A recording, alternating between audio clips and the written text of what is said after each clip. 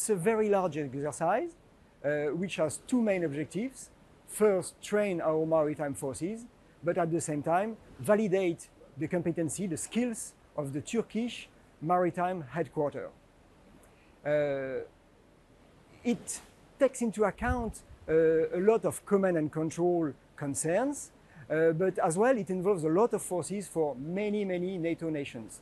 The whole point when it comes to the evaluation itself is to check if the Turkish Maritime Forces headquarters is able to work in NATO environment, if he's NATO compliant or not.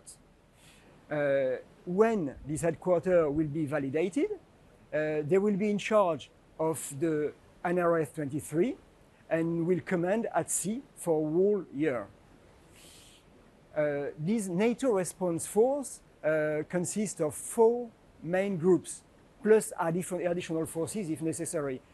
2 groups made of frigates and destroyers, and 2 groups made of mine hunters. 2 of them are normally stationed in the north and are covering the Baltic Sea and the Channel, and 2 groups are based in the south, covering basically the Mediterranean Sea.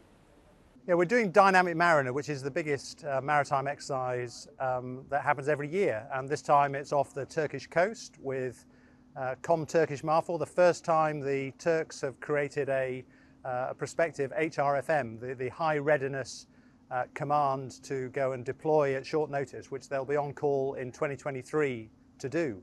So this is a big deal for Turkey, and with about 50 units, this is a big deal for NATO maritime. Fantastic to see so many ships, submarines and aircraft all in the same place operating together. It's exactly what NATO should be doing. NATO continues to evolve, and that's one of the most exciting things. 30 nations all working together to deliver high-end operations. I mean, it's a huge challenge to just get the basic interoperability, but also the thinking and the shared perspectives which come together to give that really rich view. And I think that's something that's just enduring in NATO. We're clearly focused on the current situation in Ukraine, but also around the world and other terrorist incidents and other things like that. And so that does focus our minds. But actually the fundamental point here is that we have ships, aircraft, submarines, and fundamentally people, and in this instance a headquarters ready to provide choice through SACIA to the NAC to do whatever the NAC demands that we're achieving. So it's readiness and capability, and that's what we're proving here.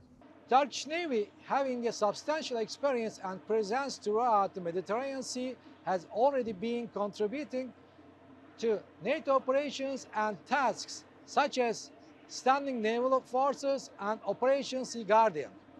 Now, with the responsibility of leading the NATO response force in 2023, it's time to take it on a higher level while working together with other allied nations.